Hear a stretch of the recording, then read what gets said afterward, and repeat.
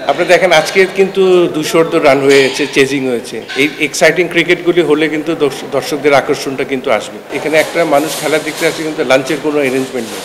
একটা সারাদিনের ব্যাপার আছে, ফুড কোর্ট নেই। সামনের ম্যাচ থেকে অ্যারেঞ্জ করা যায় কিনা, কারণ সারাদিন একটা মানুষ খেলা দেখবে কিছু না খেয়ে, এটা তো সম্ভব না। আপনাদের টি-20 ক্রিকেটের সবচেয়ে ইম্পর্টেন্ট হলো পাওয়ার হিটিং। যে ইন্টারন্যাশনাল এবং ডোমেস্টিক ক্রিকেট কিন্তু অনেক ডিফারেন্ট। যে খেলোয়াড়কে দেখবেন যে 90 to 95% ডোমেস্টিকে পারফর্ম করে যায়, ইন্টারন্যাশনালি গিয়ে কিন্তু 60-65% করে।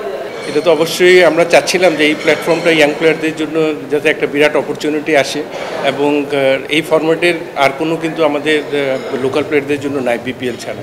তো এটা কন্টিনিউয়াস এই প্রসেসের মধ্যে থাকলে ইনশাল্লাহ আশা করি যে কিছু এমন প্লেয়ার পারফর্মার পাওয়া যাবে যেটা আমাদের ইন্টারন্যাশনাল এরিনার জন্য কাজে লাগবে, এবং কন্টিনিউয়াস ভালো উইকেটে খেলার জন্য এই বছরে আমরা চাচ্ছিলাম যে ডিফারেন্ট ভেন্যুতে যাতে খেলা হয়, যাতে উইকেটের স্ট্যান্ডার্ডটা যাতে একই রকম থাকে। তারপর এটা ডিফিকাল্ট, কারণ কন্টিনিউ 24 তারিখ পর্যন্ত এখানে খেলা হবে, তারপরও উইকেট নিয়ে অবশ্যই চ্যালেঞ্জিং থাকবে একটা। তারপরে আশা করছি যে ওয়েদার কন্ডিশন ভালো আছে, ময়েশ্চার আছে, এখানে বল ব্যাটে আসছে, তো প্লেয়ারদের জন্য একটা অপরচুনিটি, বোলারদেরও হার্ডওয়ার্ক করতে হচ্ছে। সব কিছু মিলে বলবে টুর্নামেন্টটা এক্সাইটিং হবে এবং আরও ভালো কিছু দেখার অপেক্ষা আছে। অবশ্যই অভ্যাসটা তো ভেরি ইম্পর্টেন্ট, এবং এই প্রসেসটাই আমরা চাচ্ছি যে এটা কন্টিনিউ প্রসেসে থাকলেই তো প্লেয়ারদের স্ট্রাইক রেট বাড়বে এবং বোলারদের জন্য হার্ডওয়ার্কটা শুরু হবে, স্পেশালি ডেথ ওভারগুলিতে বল করা এবং ইনিশিয়ালি পাওয়ার প্লেতে বল করা। সব কিছু মিলে বলবো যে এই টুর্নামেন্ট থেকে অবশ্যই ভালো কিছু আমরা পাবো বলে আশা করছি। ট্রিভান্ডাস প্রথম ম্যাচটাই যে ট্রিভান্ডাস ব্যাটিং করেছে, এবং প্রতিটা শটে আমার কাছে মনে হয়েছে যে ওয়েল ম্যাচিউরড ইনিংসগুলি খেলেছে। অবশ্যই ওদের জন্য দোয়া থাকবে ইনশাল্লাহ কন্টিনিউ যাতে ভালো প্রসেসে থাকে। ফার্স্ট ম্যাচ থেকে এক্সাইটিং ক্রিকেট, এটা কিন্তু এক্সপেকটেশনের বাইরে ছিল, এবং এটাই যে প্লেয়ারদের ওদের ইনভলভমেন্ট এবং ওদের কনসেন্ট্রেশন সব কিছু মিলে আমি বলবো যে এক্সাইটিং ক্রিকেট স্টার্ট হয়েছে। আমরা চাচ্ছি এই কন্টিনিউয়াস যাতে এইভাবে থাকে, ভালো ক্রিকেটটা আমরা দেখতে পাই। এটা তো ওইভাবে ডিসক্রাইব করে ডিফিকাল্ট, এটা টাইম টু টাইম এটা বলা যাবে যে কী করা যায়। আপনি দেখেন আজকে কিন্তু 200 রান হয়েছে, চেজিং হয়েছে। এই এক্সাইটিং ক্রিকেটগুলি হলে কিন্তু দর্শকদের আকর্ষণটা কিন্তু আসবে।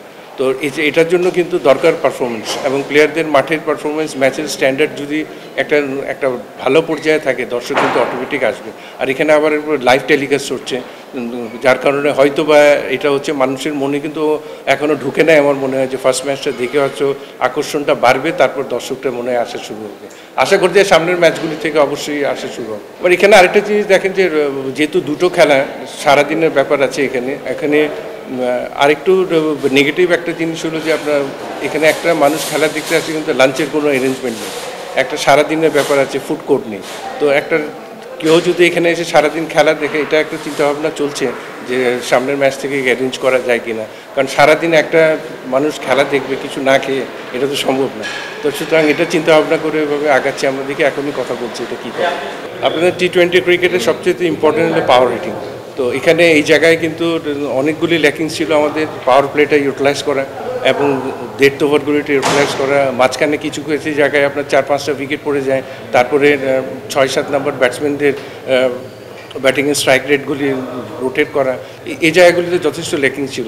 যেহেতু আমরা কিন্তু পর্যাপ্ত পরিমাণ কিন্তু আমাদের খেলোয়াড়দেরকে টি-20 এক্সপিরিয়েন্সটা দিতে পারিনি, কারণ আমাদের এই ফর্মেটে বিপিএল ছাড়া আর কোনো খেলা নেই। তো আপনার যখনই রিজিওনাল জায়গাগুলিতে আমাদের যত বেশি টি-20 ক্রিকেট হবে, এই এক্সপিরিয়েন্সটা পাবে প্লেয়ারদের, তখনই আপনি কিন্তু নাম্বার অফ পারফর্মার পাবেন। তখন কিন্তু ইন্টারন্যাশনালি নাই প্লেয়ারদের লেকিংসগুলি কিন্তু প্রোভাইড করা যায়। তো ওই জায়গা থেকে কিন্তু আমরা অনেক পিছিয়ে ছিলাম।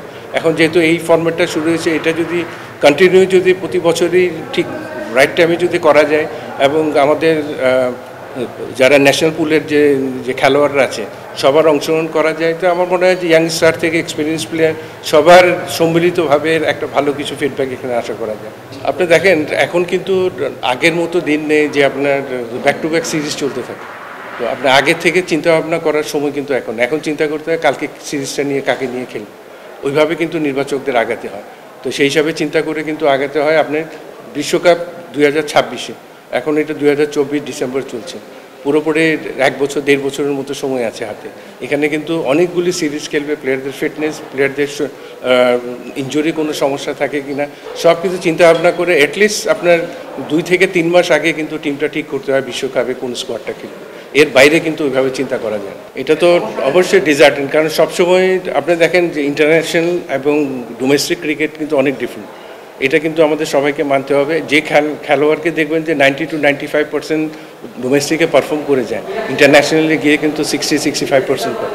তো সেই হিসাবে চিন্তা করেন, কিন্তু কন্টিনিউ ভালো খেলার জন্য ভালো এক্সপিরিয়েন্স দরকার ডোমেস্টিকে। এই ডোমেস্টিকে এখন শুরু হয়েছে এই ফরম্যাটটায়। আশা করছি দেখেন সামনে হয়তো 1 বছরের মধ্যে T20 ফরম্যাটে কিছু ভালো দিক দেখবো আমরা।